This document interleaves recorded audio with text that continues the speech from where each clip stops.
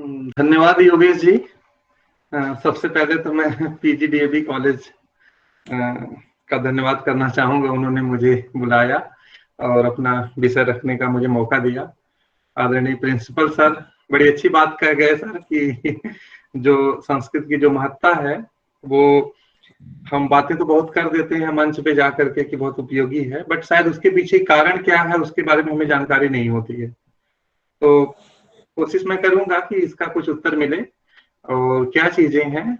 और इससे पहले मैं थोड़ी बात कर लूं कि जो संस्कृत भाषा के बारे में हम बात करते हैं, हमें पता है कि संस्कृत के दो रूप हैं। संस्कृत जो पढ़ाई जाती है एक भाषा के रूप में पढ़ाई जाती है जिसमें हम पढ़ते हैं, दूसरा एक विषय के रूप में भी पढ़ाई जाती है। तो जब हम भाषा की बात करते हैं तो एक उसका दायरा कहीं ना कहीं सीमित हो जाता है, और जब हम एक विषय की बात करते हैं तो वो दायरा उसका बहुत विस्तृत हो जाता है। कोई भी विषय हम किसी भी माध्यम में पढ़ा लें, अंग्रेजी भी हो सकता है, हिंदी भी हो सकता है, संस्कृत भी हो सकता है, या अन्य भाषाएं भी हो सकती है। संस्कृत के साथ क्या है कि जो सबसे प्राचीन भाषा मानी जाती है और है भी, वेदों के समय से सबसे विशाल साहित्य है।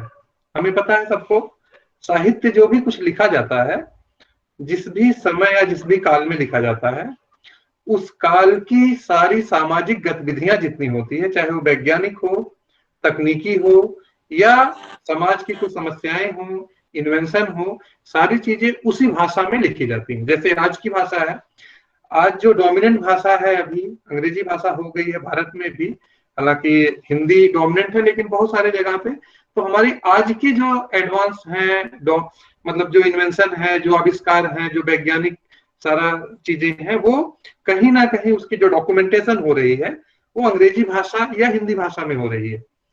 तो यही संस्कृत भाषा के साथ भी रहा है। प्राचीन काल में जो भी इन्वेंशन हुई, बड़ी एडवांस टेक्नोलॉजी थी बहुत सारे मामले में, वो हमें कहने की जरूरत नहीं है, वो दूसरा विषय है। आयुर्वेद ले लो आप, चाहे जो भी साइंस की सारी ब्रांचेज ले लो, कहीं ना कहीं बहुत एडवांस टेक्नोलॉजी रही है, तो वो सारा संस्कृत भाषा में लिखा गया है। उसी तरीके से अगर हम बात करते हैं संस्कृत व्याकरण की, जिसको हम आज के कंप्यूटर के प्रोग्राम से कंपेयर करते हैं, पाणिनि का जो व्याकरण है, जो उसको हम आज कंप्यूटर के प्रोग्राम से कंपेयर करते हैं, उसी प्रोग्राम को, उसी अष्टाध्यायी को देख करके, उसके स्ट्रक्चर को देख करके आज हम ये कहते हैं कि संस्कृत जो या अष्टाध्यायी जो है उसका स्ट्रक्चर जो है कहीं ना कहीं एक कंप्यूटर प्रोग्राम जैसा है, और कंप्यूटर के लिए बड़ा उपयोगी सिद्ध हो सकता है। उसमें जो हम अनुदेश पढ़ते हैं, इंस्ट्रक्शंस पढ़ते हैं, कैसे चीजों को नॉलेज रिप्रेजेंट किया पाणिनि ने अपने हर चीजों का, उसी सारी चीजों को कैसे हम आगे बढ़ सकते हैं, तो वो कंप्यूटर और उसके ऑलमोस्ट इक्वल है। आज मैं उसको दिखाऊंगा कैसे है, उसी भी चर्चा में करूंगा। मैं अपने स्क्रीन में शेयर करूंगा, अगर योगेश जी अलाउ करें तो। जी सर, बिल्कुल बिल्कुल कीजिए सर आप जी। आई होप स्क्रीन मेरी दिख रही होगी आप लोगों को। दिख रही स्क्रीन? योगेश जी कंफर्म करें, स्क्रीन दिख रही है? सर अभी नहीं दिख रही है सर। जी सर दिख रही है। हाँ सर बिल्कुल अच्छे से दिख रही है सर। बिल्कुल सर। तो मैं गुरु जी को प्रणाम करते हुए, क्योंकि कोई भी एबिलिटी या स्किल करने के लिए गुरु जी का बड़ा योगदान होता है। हर व्यक्ति के लाइफ में कोई ऐसा पर्सन होता है जो उसको हर चीज में ट्रेन करता है।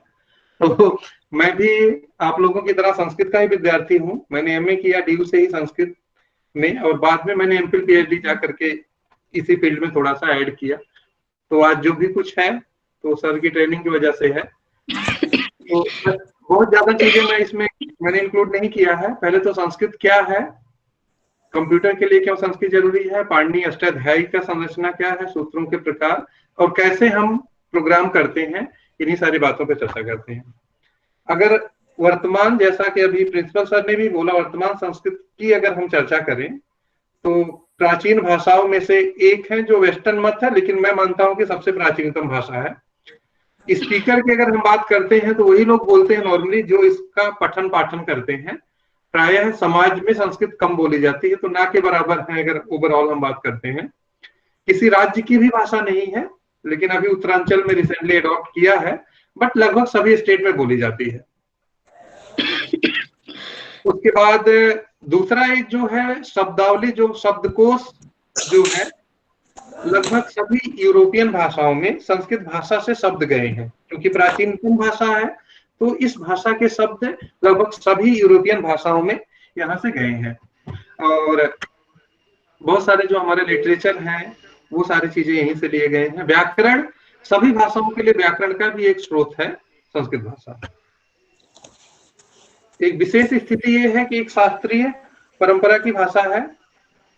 इसके जो नियम है बड़े परिष्कृत है, नियमबद्ध है और स्टैंडर्ड है। हम अगर कंप्यूटर की बात करते हैं, वहां स्टैंडर्ड की बात होती है। कोई चीजें अगर बार बार चेंज हो रही है, तो कोई भी प्रोग्राम आप लिख रहे हैं उस भाषा के लिए, ऑब्वियसली उसको बार बार आपको अपडेट करना पड़ेगा। संस्कृत के साथ ऐसा नहीं है। जो आप महाभारत या रामायण काल में संस्कृत पढ़ते थे, आज भी उसी प्रकार से पढ़ी जा रही है, पढ़ाई जा रही है और लिखते भी उसी प्रकार से हैं। पाणिनि व्याकरण ज्ञान आधारित एक उनका एक शोध परंपरा थी। और अभी जो 91 का बाद के जो आंकड़े आए, संस्कृत के कुछ स्पीकर बढ़े हैं। आज भी जो सारी चीजें पहले तो उसमें कोई परिवर्तन नहीं हुआ। और अष्टाध्यायी का जो स्ट्रक्चर है एक्चुअली वो एक किसी कंप्यूटर प्रोग्राम की जैसी संरचना है। अभी उसी की बात आगे हम करेंगे। सबसे अधिक साहित्य यहाँ पे ही है और आज भी लगभग सभी विश्वविद्यालय के पाठ्यक्रम में कहीं ना कहीं संस्कृत शामिल ही है। और न्यू एजुकेशन पॉलिसी में तो और भी चीजें आ रही है। जब हम किसी भी साइंस के इतिहास की बात करेंगे, हिस्ट्री की बात करेंगे, तो उसके लिए हमें कहीं ना कहीं संस्कृत से भी लेने की आवश्यकता है, जो हमारी भारतीय परंपरा रही है। अब कंप्यूटर के लिए कैसे उपयोगी है, अभी प्रिंसिपल सर ने बात करी थी। 1985 में एक आर्टिकल आया था। ये नासा के साइंटिस्ट हैं आर्टिफिशियल इंटेलिजेंस के। इन्होंने उनकी एक एआई मैगजीन है, उसमें एक छापा था, knowledge representation in Sanskrit and artificial intelligence. उनका ये मानना था कि नॉलेज रिप्रेजेंटेशन मतलब हम आर्टिफिशियल इंटेलिजेंस जब क्रिएट करते हैं, रोबोटिक्स या डिफरेंट फील्ड है ये, तो हम उसमें क्रिएट करते हैं, तो उसके लिए हमें हर चीज का नॉलेज देने की आवश्यकता होती है। तो उसी नॉलेज के उसमें उन्होंने ये ट्राई किया था कि पाणिनि अष्टाध्यायी में भी जो संस्कृत भाषा का नॉलेज रिप्रेजेंट किया गया है भाषा को समझने के लिए, क्या हम उस टेक्निक को अप्लाई कर सकते हैं एआई पे। इसी के बारे में इनका आर्टिकल है। उन्होंने बहुत सारे आर्गुमेंट दिए और उसके बेसिस पे कहा कि अगर हम इस टेक्निक को अप्लाई करें जो पहले से पांडे ने बता दी है, तो आई थिंक ज्यादा वो सक्सेसफुल होगा। उसके बाद एक संस्कृत जगत और बाकी लोगों में भी एक थोड़ा सा इसमें ज्यादा इंटरेस्ट हुआ और धीरे धीरे धीरे धीरे और चीजें आगे बढ़ी और लोगों ने इस पे काम करना भी शुरू किया। प्रारंभ में इसमें आईआईटी वगैरह में बहुत सारे कंप्यूटर साइंस के डिपार्टमेंट के साथ मिल करके लोगों ने काम किया। एक फील्ड इंट्रोड्यूस किया गया जिसका नाम है नेचुरल लैंग्वेज प्रोसेसिंग, जिसको हिंदी में बोल सकते हैं प्राकृतिक भाषा संसाधन या कंप्यूटेशनल लिंग्विस्टिक या संगणकीय भाषा विज्ञान। तो ये फील्ड प्रारंभ हुआ जिसमें भाषा विज्ञान का मतलब है लिंग्विस्टिक और संगणकीय मतलब कंप्यूटेशनल। तो भाषा वैज्ञानिक जो एप्लीकेशंस हैं उसको कंप्यूटर के क्या क्या एप्लीकेशंस हो सकते हैं, कैसे उस एप्लीकेशन से प्रोसेस को हम ऑटोमेट कर सकते हैं, उसी को मिलाकर के फील्ड बना। और इसको बनाने के लिए दो लोगों की आवश्यकता पड़ी, एक तो लिंग्विस्ट जिसको भाषा का ज्ञान हो, दूसरा एक कंप्यूटर साइंटिस्ट जिसको प्रोग्रामिंग लैंग्वेज का ज्ञान हो जो इम्प्लीमेंट करने के लिए। तो लोगों ने सोचा कि दो लोगों की आवश्यकता है। इसमें प्रॉब्लम अभी हो रही है कि लिंग्विस्ट कंप्यूटर साइंटिस्ट के अकॉर्डिंग नहीं सोच पाता है और कंप्यूटर साइंटिस्ट लिंग्विस्ट के अकॉर्डिंग नहीं सोच पाता है। तो दोनों में जब प्रोग्राम बनता है तो उसमें कुछ ना कुछ प्रॉब्लम आती है। तो कुछ लोगों ने नया कोर्स इंट्रोड्यूस किया, संगणकीय भाषा विज्ञान। अब संगणकीय भाषा विज्ञान में दोनों चीजें पढ़ाई जाती है, आपको भाषा विज्ञान का भी नॉलेज दिया जाता है और साथ साथ कंप्यूटर के प्रोग्राम का भी नॉलेज दिया जाता है। जैसे हम लोगों ने पीएचडी करी तो मुझे संस्कृत का नॉलेज तो था ही और साथ साथ मुझे प्रोग्राम का नॉलेज हुआ। तो मैंने प्रोग्रामिंग लैंग्वेजेस बहुत सारी सीखी, जैसे जावा, और क्योंकि हम लोग वेब बेस्ड कंप्यूटिंग भी करते हैं तो वेब टेक्नोलॉजी भी बहुत सारी सीखी। तो बहुत सारी चीजें, हम डेटाबेस कैसे मैनेज होता है वो सारी चीजें सीखी, तो वो सारी हमने सीखी। तो इसी उद्देश्य से फील्ड एक्चुअली इंट्रोड्यूस हुआ था। अब हम बात करते हैं कि संस्कृत भाषा जो है क्यों कंप्यूटर के लिए उपयोगी है और कैसे कंप्यूटर संस्कृत भाषा के लिए मदद कर सकता है, उसकी बात करते हैं। इसकी बात करने से पहले हमें थोड़ा सा अष्टाध्यायी के बारे में जान लेना होगा। आपको पता होगा अष्टाध्यायी मतलब संस्कृत का व्याकरण। अष्टाध्यायी को हम संस्कृत का व्याकरण कंसीडर करते हैं। 500 ईस्वी पूर्व में लगभग लिखा गया, पाणिनि ने इसको लिखा और एक यूनिवर्सल व्याकरण के रूप में पूरे विश्व में अपनी ख्याति जो है इसने बनाई। और ये व्याकरण की खास बात यह है कि बहुत सूक्ष्म तरीके से सूत्रात्मक शैली में लिखा गया है, बहुत विस्तार में नहीं। अब आपने जो लोग थोड़े से कंप्यूटर से परिचित होंगे सबको पता होगा कंप्यूटर में भी इन्हीं चीजों का हम बहुत ध्यान रखते हैं। जो बहुत बड़ी बड़ी चीजें होती है हम उसको डेटाबेस में रख देते हैं और डेटाबेस का कोई नाम रख देते हैं। जब भी हमें उस डेटाबेस को कॉल करना होता है हम उस डेटाबेस के नाम से कॉल करते हैं, चाहे उसमें 1 लाख डेटा हो, 5 लाख डेटा हो या 10 लाख डेटा हो, डजंट मैटर। हम सिर्फ उस डेटाबेस के नाम से कॉल करेंगे और उस 5 लाख या 10 लाख जो भी एंटिटी उसमें है सबका बोध उससे हो जाएगा, उसको एक्सेस कर सकते हैं। पाणिनि ने भी सेम टाइप की टेक्निक अप्लाई करी। जैसे पढ़ने के बाद धातु पाठ था, आपको पता होगा क्रियापद जिससे बनते हैं तो मूल उसको धातु बोलते हैं, वर्ब रूट जिसको हम अंग्रेजी में बोलते हैं। 2000 लगभग धातुएं पाणिनि के पास थी। पाणिनि ने अब अगर सूत्रों में इन सारे 2000 धातुओं का मुंसन करते तो उनका अष्टाध्यायी संक्षिप्त नहीं होती और सूत्रात्मक शैली में भी नहीं होती। इससे क्या होता, अष्टाध्यायी का बहुत ज्यादा विस्तार हो जाता। उन्होंने क्या किया, सेम मॉड्यूल जो आज हम डेटाबेस, एक डेटाबेस बनाया जिसका नाम रख दिया भ्वादि या धातु। तो अब सूत्रों में सिर्फ बोल दिया धातु, मतलब अब जो भी चीजें कही जाएगी इस धातु के अधिकार में होगी, अर्थात जो भी प्रत्यय इत्यादि का विधान किया जाएगा वो धातु के बाद विधान किया जाएगा। धातु क्या है, डेटाबेस को कॉल करके उन 2000 धातुओं की लिस्ट के बाद ये सारी विधान होगी। मतलब एक वैसे ही बिल्कुल परिकल्पित किया जैसे आज हम कोई प्रोग्राम करते हैं, डेटाबेस को सेपरेट रखते हैं, हमारा प्रोग्राम अलग होता है। प्रोग्राम में भी हम संक्षेप में करते हैं, उसमें बहुत सारे टेक्निक्स हैं, हम वेरिएबल यूज करते हैं, बहुत सारी चीजें करते हैं, वो आगे मैं बात करूंगा। 4000 इस प्रकार के उनके सूत्र थे और उन्होंने इसका एक्सपेरिमेंट सिर्फ संस्कृत भाषा पे किया। मैं ये नहीं बोलता कि पाणिनि का अष्टाध्यायी जो है संस्कृत भाषा में लिखा गया है, लेकिन उसमें जो वो एक टेक्निकल टर्मिनोलॉजी उनकी है और इंप्लीमेंट संस्कृत भाषा में किया, उसको किसी भी भाषा के लिए आप कस्टमाइज कर सकते हैं आसानी से। 8 चैप्टर है, इसके भी रोल है, चैप्टर को आगे पीछे आप नहीं कर सकते, सब चैप्टर में डिवाइड है वो। जैसे मैं बोलूं डेटाबेस आपने एक बार बना दिया, अगर उसको एक यूनिक आईडी उसका कुछ असाइन कर दिया किसी शब्द के लिए, तो ये यूनिक आईडी अगर आप चेंज नहीं कर सकते, उस यूनिक आईडी से आप कॉल करेंगे तो वो शब्द आएगा। अगर आपने उसको चेंज करके दूसरा वैल्यू असाइन किया तो जब भी यूनिक आईडी से कॉल करेंगे तो वो दूसरा वैल्यू रिप्रेजेंट होगा वहां पे। फिर अध्याय में पाद, सब चैप्टर, फिर उसमें सूत्र। इस प्रकार से उन्होंने जो सूत्र थे उसको 6 प्रकार से डिस्ट्रीब्यूट किया। 6 टाइप्स के सूत्र थे उनके।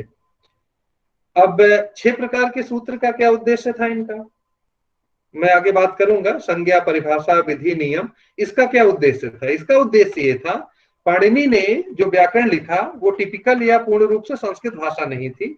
जैसे हम कंप्यूटर प्रोग्राम कोई लिखते हैं वो कोई किसी विशेष नेचुरल लैंग्वेज में नहीं होता है, वो अंग्रेजी में नहीं होता है, वो एक अलग प्रोग्राम की भाषा होती है, उस भाषा में होता है।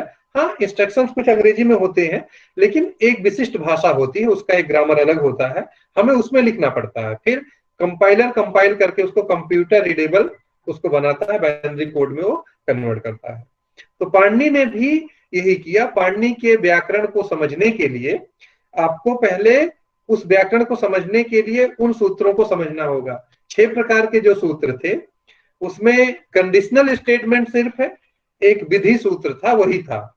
बाकी जो संज्ञा, परिभाषा, बाकी जो सूत्र थे वो इस एक प्रकार यानी विधि सूत्र को समझने में सहायक थे। उसको जैसे मैं आपको बोलूं, एक एग्जांपल सिंपल सा, हमारे पास एक सूत्र है इको एनएच, आप लोग संधि प्रकरण में पढ़ा होगा।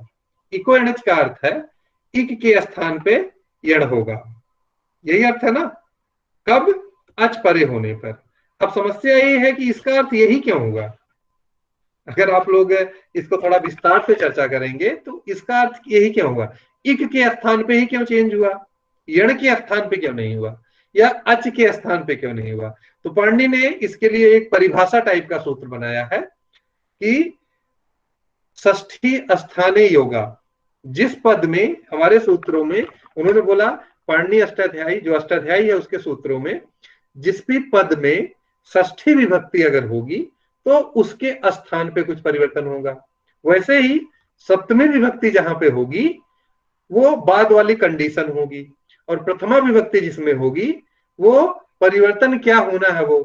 तो अब अगर ये विधि आप पहले समझ गए तो इस सूत्र को समझना आपके लिए आसान हो जाएगा। क्या, जैसे इक है, सूत्र में पहला पद है इक है, यड़ अची। इक का अर्थ है इक के, षष्ठी विभक्ति में है तो अर्थात इक के स्थान पर क्या होगा, जो प्रथमा में बढ़ा जाएगा यानी यड़। और कब होगा, अची यानी सप्तम्यंत पद जो है यानी अच परे होने पर। अब इक क्या है, यण क्या है और अच क्या है, इसके लिए हम जो लोग कंप्यूटर प्रोग्राम में थोड़े अगर अदर सब्जेक्ट के विद्यार्थी हैं जिनको पता होगा, पाणिनि का एक फंक्शन है, एक क्लास जिसको हम बोल सकते हैं, एक सूत्र है आदिरंतेन संहिता। हम उसको प्रोग्राम में आजकल क्लास या फंक्शन बोल सकते हैं, हमने उसको डिफाइन करके रखा है। तो इक, यण और अच, इस तीन को हम उस फंक्शन को भेजेंगे उस फंक्शन के पास। आदिरंतेन संहिता की रिक्वायरमेंट है कि उसमें ऐसा वर्ण लेगा वो एज ए आर्गुमेंट, दो कैरेक्टर होंगे उसमें, फर्स्ट और सेकंड। फिर वो कंसल्ट करेगा माहेश्वर सूत्र के डेटाबेस से, और उस डेटाबेस से पहला जहां पे मिलेगा उस डेटाबेस पे पहला वर्ण वहां से स्टार्ट करेगा, जब अंतिम जहां मैच हो जाएगा उस सारे स्ट्रिंग को ले लेगा, और लेने के बाद और एक दो सूत्र है ह्रस्व दीर्घ प्लुत, और वो सारा करने के बाद रिटर्न करेगा। तो जब हम इक को भेजेंगे, आप लोग संस्कृत के विद्यार्थी तो आपको पता होगा, पहला सूत्र है अ इ उण ऋ ऋक ए ऊन ऐ औज। तो इक में पहला ई मिल जाएगा, अ ई, यहाँ पे ई मिल जाएगा तो यहाँ से ई कलेक्ट होगा, उ री री बाद में का, तो ई उ री री। उसमें कुछ रूल है, लास्ट वाले जो है संज्ञक हो जाते हैं। तो ई उ री री इसका पता चल गया। ह्रस्व दीर्घ प्लुत करेंगे तो मतलब ह्रस्व ई, ह्रस्व उ, ह्रस्व री और री, इसी तरीके से दीर्घ भी। तो इक का अर्थ हो गया। तो मतलब आप देख रहे हैं पाणिनि ने संक्षेप करने के लिए एक उन्होंने टेक्निकल टर्म डिसाइड कर दिया, लाइक वेरिएबल, जो हम आज के प्रोग्राम में करते हैं। उन्होंने डिफाइन कर दिया कि इक का ये मतलब होगा, और मतलब डिफाइन नहीं किया, अलग एक उन्होंने सूत्र बना दिया जो उसको हैंडल करेगा डेटाबेस की सहायता से। तो ये कंप्लीट विधि जो है, इसी तरीके से अच, तो कंप्लीट जब आप सूत्र का उसका अर्थ करेंगे तो इक के का पूरा विस्तार करेंगे तो उसका अर्थ होगा ई उ री री के स्थान पे क्रम से क्या होगा, यण यानी य व राला। कब होगा, अची परे, अच मतलब कोई स्वर परे हो। अच भी उसी तरीके से विस्तार जब होगा तो इसमें सारे स्वर आ जाते हैं। तो उन्होंने ऐसे बहुत सारे टेक्निकल टर्म्स इंट्रोड्यूस करे और जिसका उन्होंने उपयोग किया। तो एक ये उद्देश्य इनका था। और जब तक आप इन सारे टेक्निक्स को नहीं समझेंगे तब तक पाणिनि के प्रोग्राम को समझना आपके लिए कॉम्प्लिकेटेड होगा। पाणिनि व्याकरण को लोग बोलते हैं बड़ा डिफिकल्ट है, मैं बोलता हूं बिल्कुल डिफिकल्ट नहीं है। अगर इनकी टेक्निक्स को आप समझ जाते हैं तो कोई डिफिकल्टी आपको नहीं होगी, आपको याद करने की आवश्यकता नहीं पड़ेगी। अष्टाध्यायी, वही मैंने बोला 6 प्रकार के इनका एल्गोरिदम है, सूत्र। उत्सर्ग और अपवाद विधि हम भी करते हैं। उत्सर्ग और अपवाद मतलब सामान्य और उसका एक्सेप्शन, हम वहां प्रोग्राम में भी सारी चीजें करते हैं। बहुत सारे सहायक सूचियां जिसको हम डेटाबेस आजकल के कंप्यूटर में बोलते हैं, गण, लोक व्यवहार इत्यादि का उन्होंने प्रयोग करके किया। जैसे मैं लोक व्यवहार का एक उदाहरण दूं, मैं बार बार क्लास में जब बच्चों को पढ़ाता हूं तो यही उदाहरण देता हूं। जैसे आप लोगों में से बहुत सारे लोग यहाँ पे हैं, मुझे अगर आप लोगों में से सबको बुलाना है या 2-3 लोगों का नाम पूछना है, तो हम क्या करेंगे, मैंने आप किसी से पूछा आपका क्या नाम है, पूरा सेंटेंस बोला आपका क्या नाम है। तुरंत किसी दूसरे व्यक्ति से पूछना है तो मैं क्या करूंगा, और आपका, पूरा सेंटेंस रिपीट नहीं करूंगा, मैं सिर्फ उसका लास्ट का जो बोलूंगा और आपका, दूसरे को बताने के लिए। तो पाणिनि, इसको हम अनुवृत्ति बोलते हैं पाणिनि सिस्टम में। हम पहले की चीजें अनुवृत्त कर लेते हैं, लेकिन दूसरे को समझ आया कि सर मेरा नाम पूछ रहे हैं, और वो आंसर भी करता है। तो पाणिनि अष्टाध्यायी में ऐसे ही है। जैसे एक सूत्र है उनका, अर्थवत अधातुर अप्रत्यय प्रातिपदिकम, उसके तुरंत बाद ये प्रातिपदिक संज्ञा करता है, एक टर्म है प्रातिपदिक, उसको डिफाइन करता है। तो लेकिन इसका क्षेत्र थोड़ा सा और व्यापक है, तो उन्होंने क्या किया, प्रातिपदिक को ही बताना है लेकिन उसका मीनिंग थोड़ा सा चेंज करना है, तो बाद में प्रातिपदिक नहीं पढ़ेंगे, सीधे पढ़ दिया कृत तद्धित समासाश्च। इस सूत्र को जब एक्सपेंड करेंगे तो अर्थ होगा कृत तद्धित समासाश्च प्रातिपदिक। तो पाणिनि इस विधि से भी, जो लोक व्यवहार की विधि थी, उसको भी अप्लाई करके उन्होंने क्या किया, अपने अष्टाध्यायी में लागू किया। उनके सूत्र जो है संक्षेप में हुए। हम आम बोलचाल की भाषा में इसका खूब प्रयोग करते हैं, कंप्यूटर प्रोग्राम में भी ये सारी चीजें हम करते हैं। एक फंक्शन हमने बना लिया, बाद में उसको सिर्फ कॉल करेंगे, बार बार उसको रीयूज करेंगे, तो बहुत सारी चीजें ऐसी है। कंप्यूटर प्रोग्राम जैसी संरचना मैंने आपको बोल दिया, और बहुत सारे मॉड्यूल्स कंप्यूटर प्रोग्राम में। एक कंप्यूटर प्रोग्राम जैसे मुझे एक सर्च इंजन बनाना है, तो आपने देखा होगा गूगल का एक सर्च इंजन है, एक कंप्यूटर का प्रोग्राम है, उसकी जो एल्गोरिदम है आपने देखा होगा। कभी आपने गूगल पे इनपुट देके देखा है? इतना इंटेलिजेंट है सिस्टम वो। आपका क्रोम में अगर लॉगिन है, जो चीजें तो आप बार बार सर्च करते हैं वो पहले ही दे देगा, थोड़ा सा टाइप करते ही। दूसरी चीजें, पूरे वर्ल्ड में क्या चीजें ज्यादा सर्च की जाए, जैसे मैंने ए टाइप किया तो ए से सबसे ज्यादा सर्च करने वाला वर्ड ऑटोमेटिक अपीयर हो जाएगा, वो लर्न करता है। दूसरी चीजें, आप अगर देवनागरी स्क्रिप्ट में सर्च करते हैं तो रिजल्ट भी पहले यूनिकोड देवनागरी में ही आएगा। आप रोमन में सर्च करते हैं तो रोमन में आएगा, मलयालम में करते हैं तो मलयालम में आएगा। तो वो सिस्टम इंटेलिजेंट है, आपको बताने की आवश्यकता ही नहीं, स्क्रिप्ट वैलिडेट। तो अब ये काम करता कैसे है? उसके बैकएंड में बहुत सारे छोटे छोटे कंपोनेंट्स हैं, मॉड्यूल हैं, जो एक स्क्रिप्ट को वेरीफाई करता है कि कौन सा स्क्रिप्ट है, तो अलग फंक्शन को भेजेगा डेटाबेस को। दूसरा वेरीफाई करता है कि एक उनके पास डिक्शनरी बनी होगी फ्रीक्वेंसी की, कि इस टाइप से इतने सारे ज्यादा बार खोजे जा रहे हैं, उससे तुरंत अपीयर करता है। मतलब छोटे छोटे बहुत सारे फंक्शंस मिल करके जो है एक गूगल का सर्च इंजन काम करता है। तो वैसे ही पाणिनि की अष्टाध्यायी में छोटे छोटे बहुत सारे कंपोनेंट्स है। अगर हम मेजर कंपोनेंट्स की बात करें, जैसे एक उनका फोनेटिक मॉड्यूल है, ध्वनि, डेटाबेस है उनका, सूत्र पाठ है, ऐसे बहुत सारे मॉड्यूल उनके हैं। डेटाबेस की अवधारणा है, वेरिएबल द्वारा निर्देश है, जैसे हम कंप्यूटर के प्रोग्राम में करते हैं। बड़ी आसान प्रक्रिया उसकी है प्रोग्रामिंग की, समझना बहुत आसान है और अधिक फॉर्मल है वो। मैं इसको अगर आपको दिखाऊं, जैसे मैंने एक बताया था आप लोगों को कि पाणिनि जो है, अगर उच्चारण पे जो है कोई एक व्याकरण लिखते हैं अंग्रेजी के लिए, आपको पता होगा अंग्रेजी में उच्चारण बड़ा, हम कभी कभी मजाक भी उड़ाते हैं कि अंग्रेजी में कभी यू होता है, BUT बट हो जाता है, लेकिन अगर हम PUT करेंगे तो पुट हो जाएगा। तो मैंने एक सिंपल एक्सपेरिमेंट किया था कि अगर इस प्रकार से पाणिनि कोई व्याकरण बनाते हैं तो क्या करते, यू के बाद अगर कभी टी आता तो यू का उच्चारण आ की तरह होगा, जैसे बट, कट, गट इत्यादि। इसका अपवाद या एक्सेप्शन ये हो जाता, अगर पी के बाद कोई यू आए और बाद में टी आए तो उसका उच्चारण यू की तरह होगा, जैसे पुट।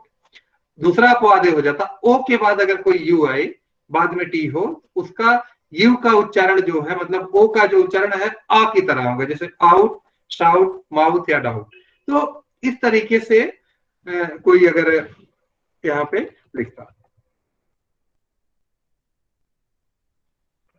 उसके बाद अब अष्टाध्यायी की जो संरचना है उसकी हम बात करें तो आपको पता होगा, एक अगर आप सही से बात करते हैं तो उसका एक फोनेटिक कंपोनेंट है। जैसे भाषा में होता है, हम पहले ध्वनि विज्ञान या ध्वनियों को सीखते हैं, उसी तरीके से संस्कृत व्याकरण में अष्टाध्यायी में फोनेटिक कंपोनेंट है।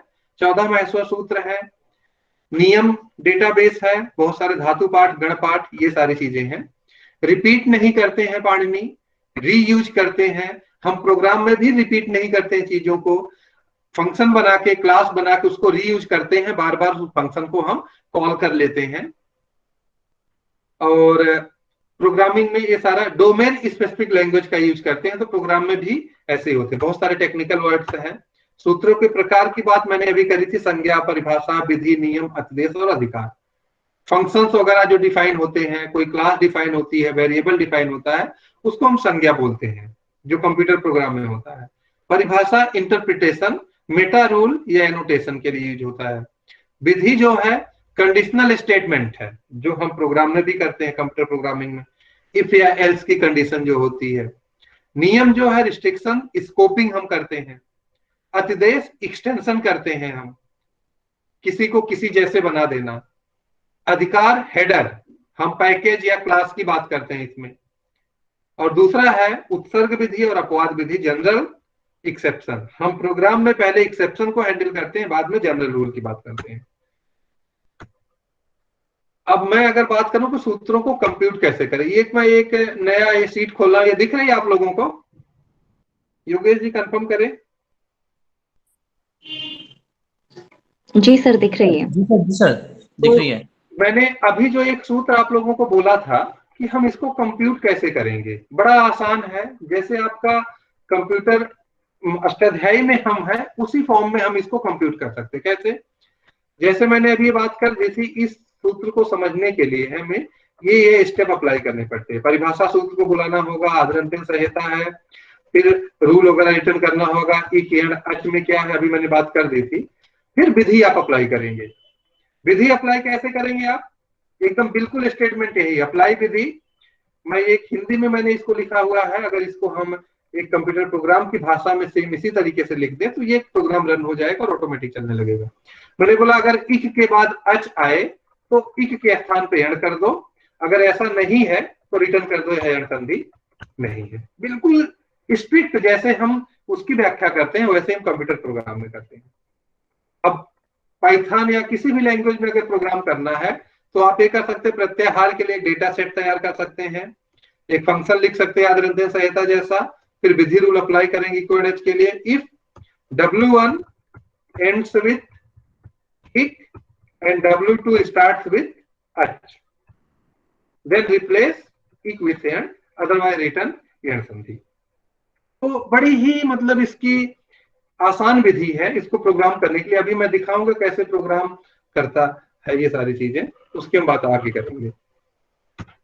अब क्यों हम बोलते हैं कि कंप्यूटर जो है बड़ा, संस्कृत जो है कंप्यूटर के लिए बड़ी फ्रेंडली है, ऐसे क्या क्या स्टेटमेंट्स हैं संस्कृत में जिसकी हम बात करते हैं। तो मैंने जो कंपेयर किया है पाणिनीय अष्टाध्यायी को और उसके साथ है कंप्यूटर प्रोग्राम की जो संरचना होती, कोई भी एक प्रोग्रामिंग लैंग्वेज, उसकी हम बात करते हैं। एक तो तकनीकी शब्दों का प्रयोग पाणिनि ने अष्टाध्यायी में किया, टेक्निकल टर्म्स उन्होंने बनाए बहुत सारे, जिसको हम कंप्यूटर प्रोग्राम में वेरिएबल जान सकते हैं। मतलब किसी भी चीज को बिना डिफाइन किए हम कंप्यूटर प्रोग्राम में यूज नहीं कर सकते। ये मेरे पास पाइथन में मैं प्रोग्रामिंग करता हूं, पाइथन प्रोग्राम का एक सेल है। मैं आप लोगों को अगर ये बोलूं कि दीर्घ क्या है या ह्रस्व क्या है या प्रातिपदिक क्या है संस्कृत व्याकरण में, तो आपको नहीं पता चलेगा जब तक मैं उसका मतलब ना बताऊं। तो वो एरर आएगा कि तुरंत मैं बोलूं कि ये काम प्रातिपदिक से होगा, तो आपका तुरंत प्रश्न होगा सर प्रातिपदिक क्या है, मतलब आपको प्रातिपदिक पता ही नहीं है। तो उसी तरीके से अगर हम एक प्रोग्राम में यूज करते हैं, मैंने एक प्रिंट का स्टेटमेंट दिया, प्रिंट ए, या सपोज मैं प्रिंट प्रातिपदिक करूंगा, तुरंत एरर आएगा, इस प्रोग्राम एरर देगा, नेम प्रातिपदिक इज नॉट डिफाइंड। मतलब प्रातिपदिक क्या है आई डोंट नो। जैसे मैं आपसे प्रश्न पूछूं प्रातिपदिक को बिना डिस्क्राइब किए, बिना उसको एक्सप्लेन किए, तो आप बता देंगे सर प्रातिपदिक क्या है। तो अभी मैं इसको अगर प्रातिपदिक को डिफाइन कर दूं,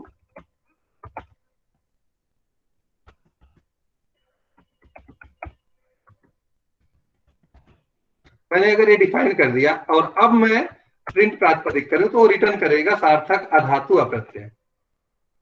तो इसका मतलब ये है कि पाणिनि अष्टाध्यायी में बिना हम वेरिएबल या टेक्निकल टर्म्स को समझे आगे नहीं बढ़ सकते हैं। उसी प्रकार से किसी भी प्रोग्राम में हम किसी चीज को डिफाइन किए हुए मतलब अनडिफाइंड चीजों का प्रयोग नहीं कर सकते हैं। ये पाणिनि अष्टाध्यायी का भी सेम कॉन्सेप्ट है और कंप्यूटर प्रोग्राम का भी सेम कॉन्सेप्ट है। दूसरा, बड़ा संक्षिप्त, इन्होंने पाणिनि ने जो जो भी सारी चीजें किया है उसको बहुत संक्षेप में किया है।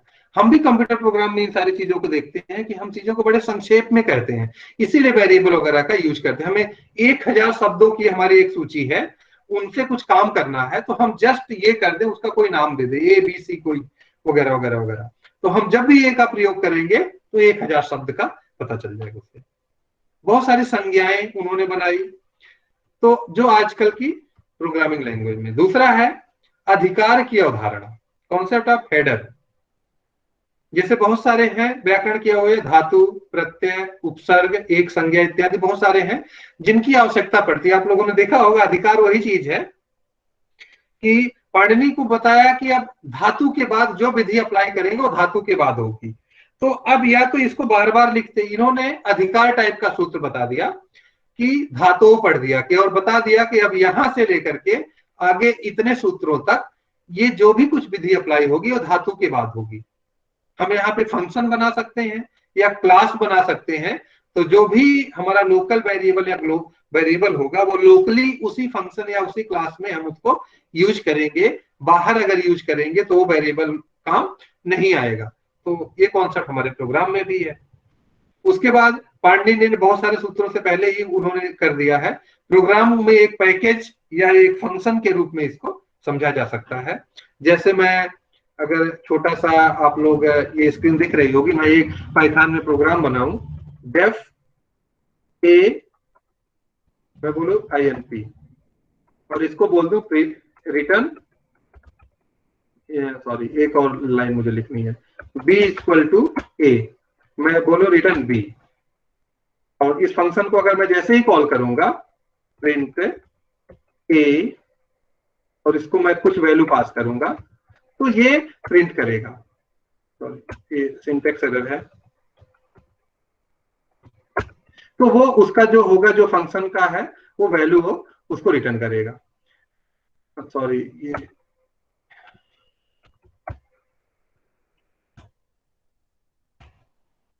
तो ये जो वैल्यू है उसको रिटर्न करेगा।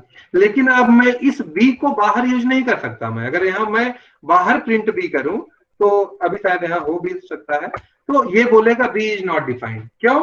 क्योंकि ये इस a नामक जो फंक्शन है उसके अधिकार में आता है, बाहर उसका कोई औचित्य नहीं है। ऐसे ही पाणिनि ने भी क्या किया, जब अधिकार पढ़ते हैं तो मतलब जो धातुओं के अधिकार में पढ़े जाएंगे प्रत्यय, वो धातुओं से ही विहित होंगे, बाकी से विहित वो नहीं होंगे। जो उपसर्ग वहां से पढ़े जाएंगे या जो भी काम किए जाएंगे वो सिर्फ धातुओं से होंगे, बाकी से वो नहीं होंगे। ये हम प्रोग्राम में भी सारी चीजें ऐसे ही करते हैं।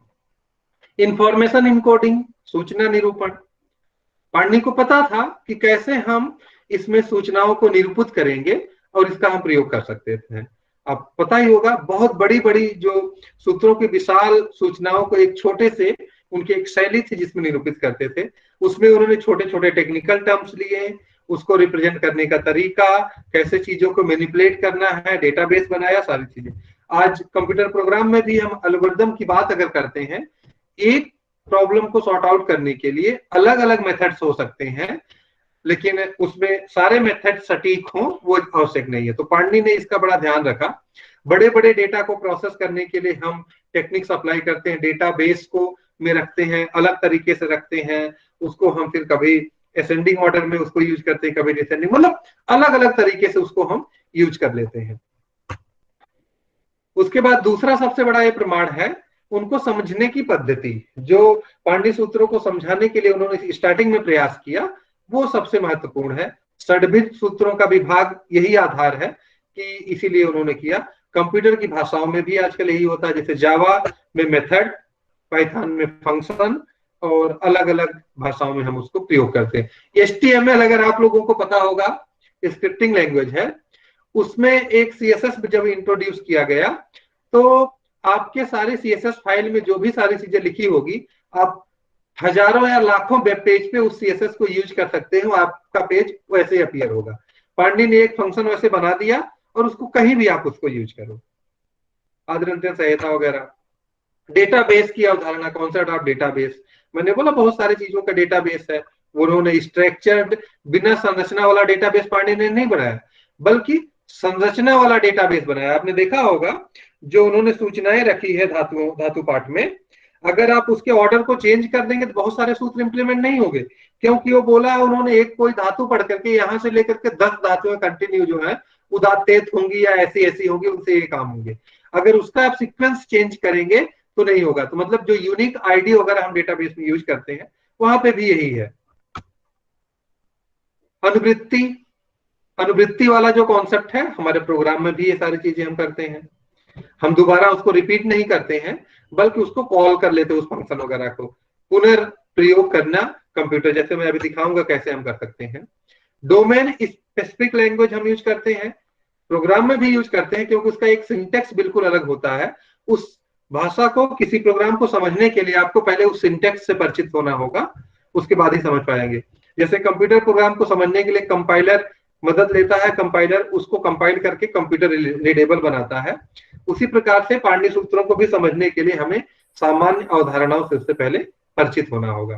कंप्यूटर प्रोग्राम एक विशिष्ट सिंटेक्स में लिखा होता है, फॉर लूप कैसे लिखना है, इफ कंडीशन कैसे लिखनी है, वेरिएबल कैसे डिफाइन करना है। सारे भाषाओं का कॉन्सेप्ट एक होता है, सिंटेक्स थोड़े अलग हो सकते हैं। तो वो सारे, जैसे मैं आपको बताऊं यहाँ पे आपने देखा, एक मिनट, पाइथन का प्रोग्राम है। अगर, चूंकि मैं जानता हूं मुझे 2-3 भाषाएं आती हैं, मैं यहाँ पे सीधे वेरिएबल डिफाइन करना है स्ट्रिंग टाइप का, मुझे कुछ नहीं लिखना है, वेरिएबल का नाम लिखना है। लेकिन जावा में अगर यही करना होगा, जावा में मुझे लिखना होगा स्ट्रिंग ए इक्वल टू, फिर मुझे वो स्ट्रिंग देनी पड़ेगी। मतलब मुझे वेरिएबल के टाइप को पहले ही डिक्लेयर करना होगा, जबकि पाइथन में ऐसा नहीं है। तो इस तरीके से बहुत सारी ऐसी चीजें हैं, इसको हम सिंटेक्स बोलते हैं। यहाँ फॉर वैसे लिखा जाता है, फॉर आई इन कोई लिस्ट, बट जावा में किसी दूसरे तरीके से लिखा जाता है। तो ये सारी चीजें जो है सिंटेक्स से अलग हो सकते हैं, लेकिन कॉन्सेप्ट सेम होगा। तो पाणिनि ने भी ये सारी चीजें करी।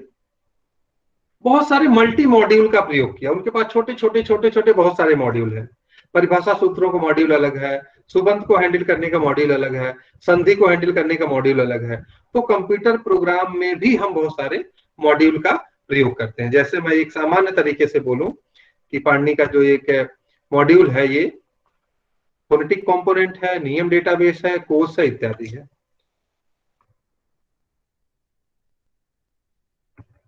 तो ये सारी जो चीजें हैं आज के प्रोग्राम में भी जो है हम चीजें देखने को हमें मिलती है। दूसरा, उसके बाद एक मैं आपको एक फाइल दिखाना चाहूंगा, मैंने यहाँ पे रखा हुआ है। मेरे पास एक प्रोग्राम है, कैसे मल्टी मॉड्यूल है, एक मेरे पास प्रोग्राम है। वो क्या करता है, हमारा जो धर्मशास्त्र का लिटरेचर है उससे एक सर्च इंजन टाइप का है, और स्मार्ट सर्च इंजन है। मेरी एक स्टूडेंट है, एमफिल कर रही है आरुषि निगम, वो इस पे काम कर रही है। तो अब इसमें हम क्या करते हैं, इसके पास बहुत सारे मॉड्यूल है, हर मॉड्यूल का अपना अपना एक काम है।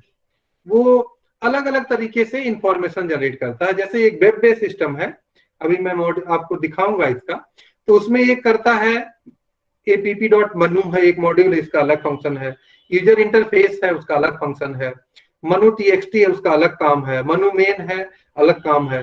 उसका एक प्री प्रोसेसर है, अलग काम है। स्क्रिप्ट कॉन्सेप्ट वैलिडेटर जो कॉन्सेप्ट को वेरीफाई करता है, सर्च करता है। स्क्रिप्ट वैलिडेटर है, मीनिंग जनरेट करता है हिंदी में। तो उसको इस पार्टिकुलर एक धर्मशास्त्र का प्रोग्राम बनाने के लिए हमने बहुत सारे छोटे मॉड्यूल में डिस्ट्रीब्यूट कर दिया, और एक मैनेजर बना दिया जो इन मॉड्यूल को मैनेज करता है। कि जब इनपुट आता है उस मैनेजर के पास भेजते हैं, मैनेजर अलग अलग जहां जिसकी जब जरूरत होती है उसको करके उससे आउटपुट लेकर के पहले रिजल्ट भेजता है। तो पाणिनि ने भी इन सारी चीजों का खूब प्रयोग किया। अब मैंने बोला जो कंप्यूटर के लिए संस्कृत की प्रासंगिकता है उसमें बहुत सारी चीजें हैं, 85 के उनके शोध से सामने आई बातें। और दूसरा एक सबसे बड़ा कॉन्सेप्ट ये है कि संस्कृत भाषा का जो स्वरूप पहले था वही स्वरूप बिल्कुल आज है। पाणिनि की अष्टाध्यायी संरचना बहुत ही सहायक है कंप्यूटर प्रोग्राम करने के लिए। अगर आप कोई संस्कृत भाषा का व्याकरण अगर आप अच्छे से जानते हैं तो मुझे नहीं लगता कि आपको कंप्यूटर प्रोग्राम सीखने में कोई प्रॉब्लम होगी। मेरे जितने स्टूडेंट हैं व्याकरण में ठीक ठाक थे, सबने प्रोग्रामिंग सीख ली है लगभग, पाइथन में या जावा में सबने सीख ली। मेरा खुद संस्कृत व्याकरण था, मैं अच्छी खासी प्रोग्रामिंग कर लेता हूँ, मुझे कोई प्रॉब्लम नहीं होती। और इतना हो गया हूं कि जो चीज नहीं आता है कोई भाषा तो मैं ऑनलाइन ट्यूटोरियल देख के मैं कर लेता हूँ। तो अगर आपका संस्कृत व्याकरण है, क्योंकि उसका सेम स्ट्रक्चर है, सेम सारी चीजें हैं, वो आप उसमें देख सकते हैं। और बहुत सारी और प्रासंगिकता है संस्कृत के लिए। सेंटीमेंट एनालिसिस की बात करते हैं हम, हमारे यहाँ जो रस सिद्धांत है संस्कृत भाषा में, वो बिल्कुल सेंटीमेंट एनालिसिस ही है। बहुत ज्यादा स्कोप इसके हैं मार्केटिंग में, ओपिनियन माइनिंग जिसको बोलते हैं। चुनाव में आजकल होता है ना बहुत सारा पोल हम जनरेट करते हैं चुनाव से पहले, इसमें ऑनलाइन हम कैसे सोशल मीडिया लोगों के सेंटीमेंट या टेक्स्ट से एनालाइज कैसे करते हैं, इसका फील्ड है। ऑनलाइन पेजेस बहुत सारे जो विज्ञापन वगैरह आते हैं, आप लोगों ने देखा होगा, उसके लिए भी हम एप्लीकेशन वगैरह डेवलप कर सकते हैं। नाट्य शास्त्र में रस सिद्धांत बहुत अच्छे से आप कर सकते हैं इसमें। और आर्टिफिशियल इंटेलिजेंस की अगर हम बात करते हैं तो न्याय वैशेषिक की जो टर्मिनोलॉजी है उसका प्रयोग करके, मतलब पूरे संसार को कैसे हम डिस्ट्रीब्यूट करेंगे, द्रव्य और गुण, वो जो सारे पदार्थ वगैरह है कैसे हम वो करते हैं। जैसे गाय की असली पहचान उसमें गोद तो होगा, तो किसी भी ऑब्जेक्ट को उसका जो यूनिक आइडेंटिफिकेशन होगी उसको हम कंप्यूटर को हमें जब तक नहीं देंगे तो आइडेंटिफाई नहीं कर पाएगा। आजकल एआई में या रोबोटिक्स में इसका खूब प्रयोग किया जाता है। और सभी आजकल डिवाइसेज जो है स्पीच कमांड से चलती है, इसका स्पीच पे बहुत बड़ा एप्लीकेशन है। अगर आपको पता होगा, आप लोगों ने देखा होगा, गूगल का एक डिवाइस है गूगल असिस्टेंट और अमेजोन का है एलेक्सा। और आपको शायद सुन करके हैरानी भी हो, मेरे एक जूनियर है, सुना होगा कभी आप लोगों ने, एक दिवाकर मिश्रा मेरा जूनियर जेएनयू से, उन्होंने पीएचडी करी, आज वो अमेजोन में काम कर रहे हैं और एलेक्सा जो भारतीय भाषाओं के लिए एलेक्सा का इंटरफेस बन रहा है उस पर काम कर रहे हैं। उनके ज्वाइन करने के बाद एलेक्सा वगैरह हिंदी में आई। एलेक्सा एक डिवाइस है जो आपके घर में बहुत सारे प्रोडक्ट्स को, हाउस होल्ड अप्लायंस को कंट्रोल करती है वॉइस से। चाहे आपका टीवी हो, आपका वॉशिंग मशीन हो, फ्रिज हो, इवन लाइट भी आप उसे कंट्रोल कर सकते हैं बोल करके। अब आपके मन में सबसे बड़ा प्रश्न होगा इसमें संस्कृत के विद्यार्थियों का क्या काम, तो संस्कृत का क्या रोल है इस कंप्यूटर के लिए। आपको ये पता होगा कि एक हमारे यहाँ शिक्षा वेदांग है, पाणिनीय शिक्षा हम लोग नॉर्मली पढ़ते हैं। पाणिनीय शिक्षा में स्पीच के ऊपर हम कैसे बोलते हैं, कौन सी वर्ण कब किस स्थिति में किस में परिवर्तन होगा, ये बड़े अच्छे तरीके से लिखा गया है। दूसरा अष्टाध्यायी का संधि प्रकरण पूरा इसी पे है। ऐसा नहीं है कि का के बाद अगर आ ध्वनि आएगी तो उसमें अचानक कुछ और हो जाए, का के बाद घा आ जाएगा तो वहां आ ध्वनि प्रकट हो जाएगी, ऐसा नहीं होता है। उसके कुछ नियम है, वो नियम आपको तब पता चलेगा जब आप कभी ये आप ध्यान दो कि हम बोलते कैसे हैं। बोलने में आपके मुख की काफी भूमिका होती है, वायु अंदर से आती है और मुख में जिह्वा के माध्यम से या दांतों से या अलग अलग और अंग है मुख में जिससे कंट्रोल होती है, कंट्रोल होकर अलग अलग ध्वनि निकलती है। कभी आप देखिए तत् टीका, दो शब्द हैं तत् और टीका, आराम से बोलेंगे तो अलग अलग उच्चारण होगा, लेकिन अगर आप इसको बड़ा फास्ट बोलेंगे क्या होगा, तत् टीका करते रहिए तो पहला शब्द का जो अंतिम ता है वो ट में कन्वर्ट हो जाएगा। क्यों ऐसा इसलिए होता है, त का जो उच्चारण स्थान है दंत है, दांत से मतलब आपकी जीवा दांत पे टच करेगी, लेकिन जो ट वर्ण है बाद में वो उसका उच्चारण स्थान तालव्य है, मूर्धन्य है, मूर्धा। अब दांत से मूर्धा की डिस्टेंस बिल्कुल अंदर की तरफ है, तो जब आपकी जीवा पहले दांत पे रहेगी तुरंत उसको बड़ी लंबी जर्नी करनी होती है मूर्धा को टच करने के लिए। तो वो जब आप फास्ट बोलते हैं ये प्रोसेस उतने तेजी से हो नहीं पाती है, बड़ा अभ्यास होगा तो होगा, लेकिन नहीं होगी। तो क्या होगा, दूसरी ध्वनि जो है पहले को प्रभावित कर लेती है, बीच का मार्ग अप्लाई करती है और पहला वर्ण चेंज होकर के टा में कन्वर्ट हो जाता है। ऐसा नहीं है कि तत् टीका करेंगे तो ता के बीच में सा आ जाएगा वहां पे, ऐसा नहीं होगा कभी, समझ आया। तो ये बड़े अच्छे तरीके से लिखी, और ये सभी भाषाओं में होता है, संस्कृत भाषा में ही नहीं सभी भाषाओं में, दुनिया की सभी भाषाओं में होता है ये परिवर्तन। तो ये हमारे प्रातिशाख्यों में है और स्पीच टेक्नोलॉजी इसी पे काम करता है। आपने देखा होगा कभी गूगल का अगर असिस्टेंट यूज करते होंगे आप या स्पीच वाला यूज करते होंगे तो ये बातें आपने फील करी होगी वहां पे कि आप कभी कभी कुछ हल्का फुल्का गलत या सही उच्चारण नहीं भी करते हैं, गूगल करेक्ट करके रिजल्ट देता है। ऐसा होता है ना, करेक्ट करके इसलिए देता है क्योंकि उसको सारा नॉलेज है। हम जो भाषा कभी स्पष्ट सुनाई ध्वनि नहीं पड़ती है, फिर भी हम अज्यूम कर लेते हैं कि क्या बोला जा रहा सामने से, क्योंकि हमारे पास एक नॉलेज बेस्ड डेटाबेस है। तो इसलिए संस्कृत के प्रति कंप्यूटर साइंटिस्ट या सारे लोग बड़े हैं कि ऐसा अगर संस्कृत का कोई विद्यार्थी मिले जिसको कंप्यूटर का नॉलेज भी है तो उनके लिए बड़ा सहायक होगा। हमारे फील्ड में जितने भी लोग हैं सारे आईटी सेक्टर में काम करते हैं। मुझे भी गूगल से ऑफर था, मैंने सीडेक में काम किया, तो बट मैंने यहाँ पे ज्वाइन कर लिया बाद में। तो बहुत सारी चीजें हैं वहां पे, ये सारी चीजें आप कर सकते हैं। स्पीच वाला बहुत बड़ा एप्लीकेशन है। शिक्षा जो ग्रंथ है, इतना ज्यादा अध्ययन कहीं और नहीं किया गया है। ये कुछ बुक्स हैं, अगर आप इसमें आगे बढ़ना चाहते हैं, कुछ मेरी बुक्स हैं, उसको आप देख सकते हैं, पीपीटी में शेयर करूंगा। दूसरा प्रश्न अब एक आप लोगों के मन में ये होगा कि ये जो सारी बातें कर रहे हैं, हमें अगर इस फील्ड में आगे बढ़ना है तो हमें क्या क्या करना होगा। संस्कृत और कंप्यूटर के फील्ड में अगर हमें आगे बढ़ना है दोनों को मिला करके, तो हमें क्या क्या चीज एडिशनल करना होगा। आपको पता ही है, संस्कृत और कंप्यूटर, ऑब्वियसली संस्कृत के विद्यार्थी हैं तो संस्कृत का नॉलेज तो आपको होगा ही होगा। कंप्यूटर का बेसिक नॉलेज आपको होना चाहिए। कंप्यूटर मतलब आप एमएस वर्ड नहीं, कंप्यूटर प्रोग्राम का, क्योंकि कंप्यूटर को आप इंस्ट्रक्ट करेंगे, कंप्यूटर आपका इंस्ट्रक्शन नहीं समझेगा। उसको समझने के लिए बहुत सारे टेक्निक डेवलप की गई जिसको हम कंप्यूटर प्रोग्राम बोलते हैं। और वो प्रोग्राम आप कहाँ पे लिखेंगे, प्रोग्रामिंग लैंग्वेज के माध्यम से लिखेंगे। फिर वो कंपाइलर जो है कंपाइल करके कंप्यूटर रीडेबल बनाएगा, तो आपकी कही हुई बात को कंप्यूटर समझेगा। तो उसके लिए आपको कोई एक प्रोग्रामिंग लैंग्वेज आनी चाहिए। जैसे बहुत सारी लैंग्वेजेस हैं, जावा, पाइथन आजकल लैंग्वेज प्रोसेसिंग के लिए बड़ी उपयोगी मानी जाती है, बड़ी तेजी से ग्रो भी कर रही है। तो बड़ा आसान है। मुझे लगता है कि अगर आप लोग पढ़ रहे हैं तो 10-15 दिन में बड़े आराम से पाइथन प्रोग्राम सीख सकते हैं। मेरे स्टूडेंट आते हैं एमफिल पीएचडी में, वो सीख जाते हैं 10-15 दिन में, काम लायक, धीरे धीरे उसमें होते हैं। तो आप पाइथन प्रोग्रामिंग, वेब बेस्ड अगर प्रोग्रामिंग आप करते हैं तो वेब टेक्नोलॉजी थोड़ी सी अलग है।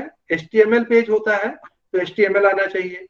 वेब पेज और आपके प्रोग्राम को कनेक्ट करने के लिए एक सर्वर की जरूरत होती है, जैसे PHP, JSP, flask, different technology है, बहुत सारी है, उसमें से आप कोई सीख सकते हैं जिस प्लेटफॉर्म पे आप काम करना चाहते हैं।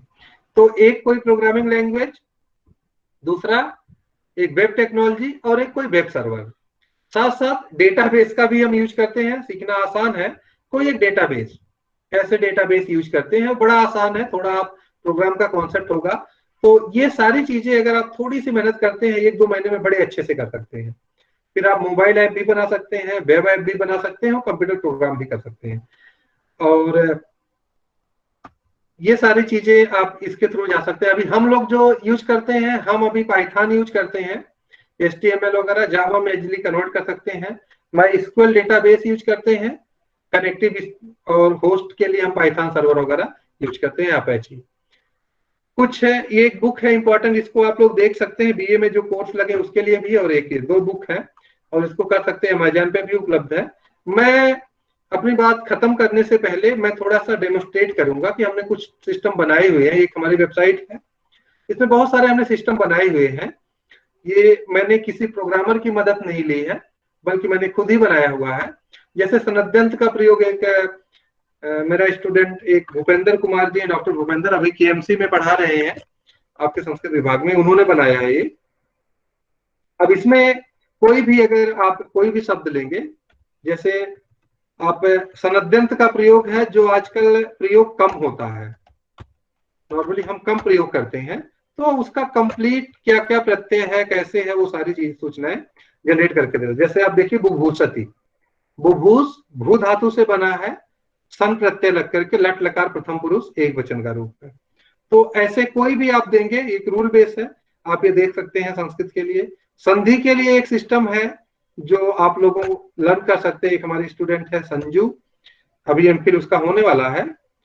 आप इस सारी प्रॉब्लम को खूब सॉल्व किए होंगे, योगेश जी ने आपको पढ़ाया होगा। सुधि प्लस उपास्य, तो आप इसकी कंप्लीट जो है रूप सिद्धि प्राप्त कर सकते हैं। जैसे सुधि उपास्य के 4 रूप बनते हैं, ये हमने रूल बेस बनाया है। पाणिनि अष्टाध्यायी को जस्ट कंप्यूट कर दिया सूत्रों को, जैसे पाणिनि ने किया, डेटाबेस सारी चीज को करके, ये रूल बेस है। तो इसके 4 रूप बनते हैं, ये सूत्र इंप्लीमेंट होके बनते हैं। ये पढ़ने पढ़ाने के लिए बड़ा काम आता है। इस पे कर्सर ले जाएंगे तो वो कंप्लीट उसका अर्थ दे देगा। क्लिक करेंगे तो उसकी व्याख्या भी दे देगा। अभी व्याख्या अवेलेबल नहीं है, बट कौन कौन सा रूप बनता है, और ये बिल्कुल ये रूल बेस है। मैं सुधि प्लस उपास्य तो आपके यहाँ उदाहरण है, बट मैं सुधि प्लस अपास्य दे दूं तब भी उत्तर देगा, क्योंकि वर्ण विधि होती है। मैं सुखी कर दूं तब भी उत्तर देगा, क्योंकि ये रूल बेस है। पाणिनि का जैसे मॉड्यूल है वैसे ही काम करता है। आप देखिए ये सारा आ गया इससे जनरेट होकर के।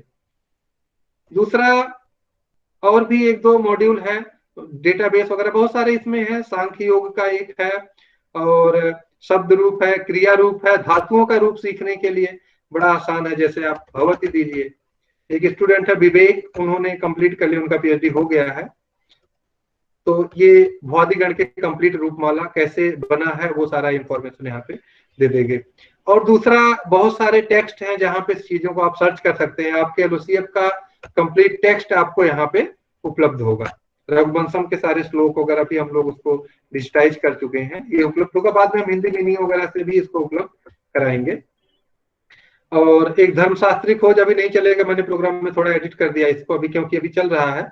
जो मैं आपको दिखाना चाह रहा थी उसका इंटरफेस है, जिसको आप अगर हमारे धर्मशास्त्र लिटरेचर से आप ये चाहते हैं खोजना कि वर्ण की अवधारणा कहाँ कहाँ किस श्लोक या किस टेक्स्ट में है, तो कंप्लीट श्लोक या टेक्स्ट आपको हिंदी और अंग्रेजी अनुवाद के साथ उपलब्ध हो जाएगा। कि मनुस्मृति के ये श्लोक है जिसमें वर्ण के बारे में लिखा है, आपस्तंभ का ये श्लोक है, नारद स्मृति का ये है, अर्थशास्त्र का ये, मतलब कंप्लीट जो है अवधारणा ये आपके सामने हो जाएगी। रिसर्च टूल है जो ट्रांसलिटरेशन के लिए हम यूज करते हैं। यहाँ पे आप कोई भी देवनागरी में आप देंगे ऑटोमेटिक वो कन्वर्ट कर देगा आपके रोमन में। तो बहुत सारे टूल्स हमने यही सब सीख करके टेक्नोलॉजी यूज करके बनाया है।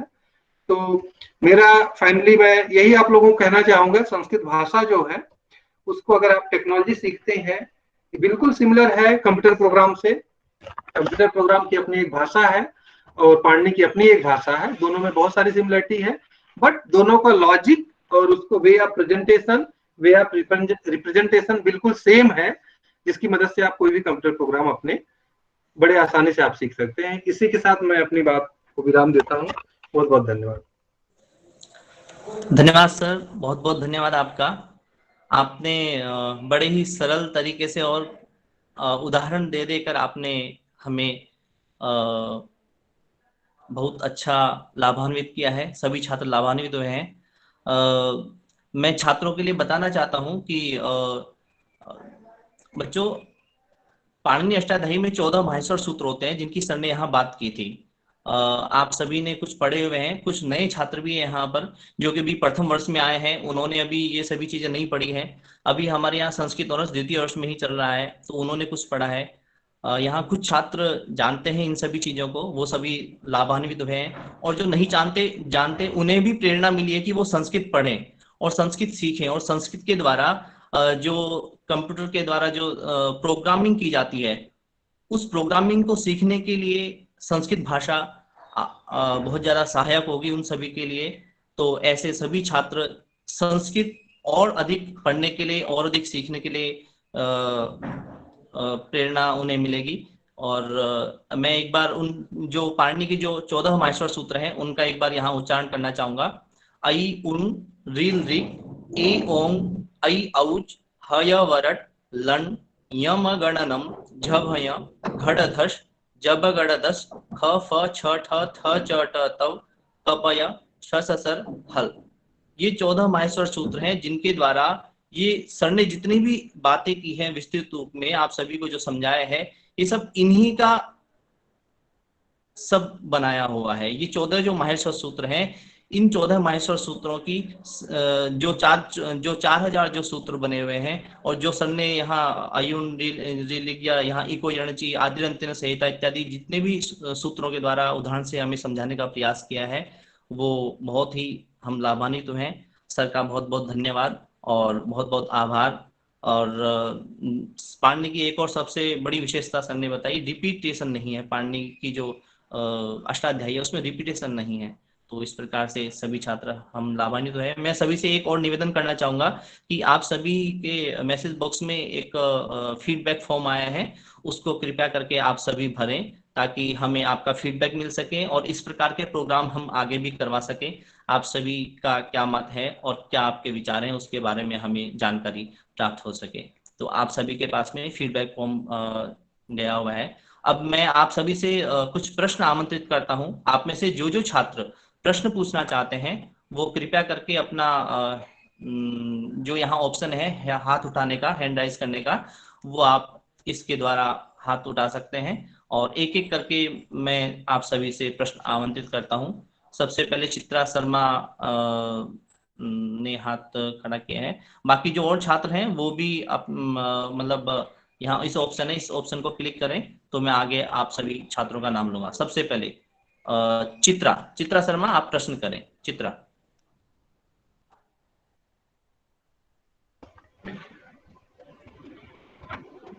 जी चित्रा।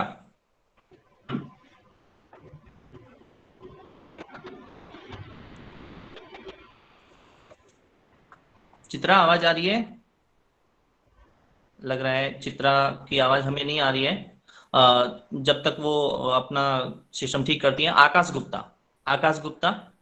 हाँ। आकाश गुप्ता जी। आकाश। जी जी सर नमस्कार सर। सबसे पहले तो बहुत बहुत धन्यवाद इस टॉक के लिए सर। बेसिकली मैं एक पीएचडी स्टूडेंट हूँ मैथमेटिक्स में एंड मेरा interest basically topology and topological computational topology की तरफ है। तो सर मेरा सवाल ये है कि जब बेसिकली हम आजकल कंप्यूटिंग की बात करते हैं तो बेसिकली हम क्वांटम कंप्यूटिंग की भी बात कर रहे हैं या हाइपर कंप्यूटिंग की भी बात कर रहे हैं, तो उसके लिए काफी सारे मैथमेटिकल टॉपिक्स चाहिए लाइक फंक्शनल एनालिसिस और मे बी मेरा टॉपिक टोपोलॉजी। तो संस्कृत से हम इन चीजों को कैसे कोलैबोरेट कर सकते हैं और इस लेवल पे क्या काम हो रहा है? इसके लिए देखिए बहुत सारा एक हमारे यहाँ ना एक बहुत सारे ना मैथमेटिक्स के भी बहुत सारे ग्रंथ हैं जिसको हम आजकल वैदिक मैथमेटिक्स से जानते हैं। बहुत सारी वहाँ पे थ्योरी है हमारे यहाँ। अगर आप वैदिक पीरियड से जाएंगे बहुत सारे ऐसे, जैसे एक लीलावती ग्रंथ है जी। अगर आप उसको पढ़ेंगे उसमें बहुत सारे मेथड्स, इवन अभी रिसेंटली मैंने कुछ एक आर्टिकल वगैरह भी पढ़ा था। मैं कोई भार्गव करके हैं जिनको कुछ प्राइज वगैरह भी मिला था। उन्होंने ट्रेडिशनल नॉलेज वैदिक मैथमेटिक्स या लीलावती वगैरह से काफी मदद ली थी। कुछ थ्योरी उन्होंने डेवलप करी थी मैथमेटिक्स पे। तो ये तो जरूर है कि संस्कृत भाषा में जो भी टेक्स्ट हमारा एंशिएंट इन्वेंशन थी वो कहीं ना कहीं आज के बहुत सारी प्रॉब्लम को सॉर्ट आउट करती है। और जहां तक कंप्यूटर प्रोग्राम की बात करते हैं, हम लोग स्पेशली वहां तक फोकस करते हैं कि लैंग्वेज को कंप्यूट कैसे करते हैं, पाणिनी अष्टाध्यायी का क्या रोल है। और अष्टाध्यायी में मैंने बताया बिल्कुल मैथमेटिकल फॉर्मूला ही है जिसके तरीके से उन्होंने रिप्रेजेंट किया है। तो बहुत सारे एरिया तो बन सकते हैं। आप अगर वैदिक लीलावती या कोई ग्रंथ को फोकस करते हैं उसमें कुछ मेथड को एक्सप्लोर कर पाते हैं। बट सबसे बड़ी हमारी प्रॉब्लम ये है कि जो साइंस के हैं या मैथ्स या बाकी अलग सब्जेक्ट के हैं उनको संस्कृत भाषा नहीं आती है। और जो संस्कृत भाषा के विद्वान लोग हैं उनको मैथमेटिकल फंक्शंस नहीं आते हैं। तो उनके बीच में जो अंडरस्टैंडिंग जनरेट होती है वो फिर कहीं ना कहीं गैप हो जाता है। इंफॉर्मेशन जो एक्सचेंज होती है वहां गैप हो जाता है। तो इसीलिए शायद आजकल जो इंटरडिसिप्लिनरी वर्क करने पे गवर्नमेंट भी जोर दे रही है और एजुकेशन पॉलिसी में भी ये सारी चीजें इंक्लूड की जा रही है कि आप मल्टी डायमेंशनल बने, कि मतलब आपको कंप्यूटर के प्रोग्राम भी आए, मैथमेटिक्स भी आए और संस्कृत भाषा भी आए, ट्रेडिशनल नॉलेज भी हो, तब आप अच्छा कुछ रिसर्च कर सकते हैं। तो मुझे लगता है कि आप लीलावती वगैरह पे कंसल्ट करें। एक दो हैं कुछ टेक्स्ट मैं रिकमेंड कर दूंगा, मैं योगेश जी को फॉरवर्ड कर दूंगा, वो आपको दे सकते हैं जिसको आप कंसल्ट कर सकते हैं। जी सर, धन्यवाद सर। हाँ चित्रा शर्मा, अब आवाज आ रही है? चित्रा आप प्रश्न पूछ सकते हैं। चित्रा।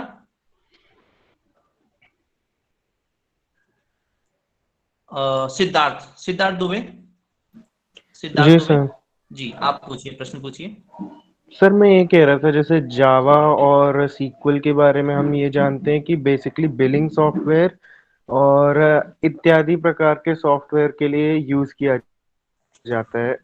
जावा को जो डेटा के लिए यूज किया जाता है वो होता है सीक्वल, और जावा के लिए हम जानते हैं कई जगह पे ऐसे में यूज होता है। तो आपने कहा था कि पाणिनि अष्टाध्यायी में बेसिकली नंबर्स के लिए ज्यादा यूज किया जाता है। सर उसका यूज कैसे होगा, एक बार क्लियर करेंगे? देखो, कोई भी जो प्रोग्रामिंग लैंग्वेज है, जो आप जावा की बात कर रहे हैं या सिक्वल की बात कर रहे हैं, सिक्वल सिर्फ नंबर या अकाउंटिंग के लिए यूज नहीं किया जाता, और कोई भी प्रोग्रामिंग भाषा जो है आप सिर्फ अकाउंटिंग के लिए यूज नहीं कर सकते हैं। कोई भी कंप्यूटर का आप उसमें ऐप भी बना सकते हैं, आप उसमें डेटाबेस को कॉल कर सकते हैं, या आप वेबसाइट भी डेवलप कर सकते हैं, या आपकी जो भी कंप्यूटर प्रोग्राम है, बड़े से बड़े क्रिटिकल सारी चीजों को भी हैंडल आप कर सकते हैं। तो प्रोग्राम कोई एक स्पेसिफिक नहीं होता है कि आप, हाँ हम ये कह सकते हैं एक्सेल में बहुत सारी प्रोग्रामिंग होती है, वो आप अकाउंटिंग बहुत सही कर सकते हैं, लेकिन जावा या कोई भी प्रोग्राम जो है लैंग्वेज कंप्यूटिंग भी कर सकते हैं और सारी चीजें हम कर सकते हैं।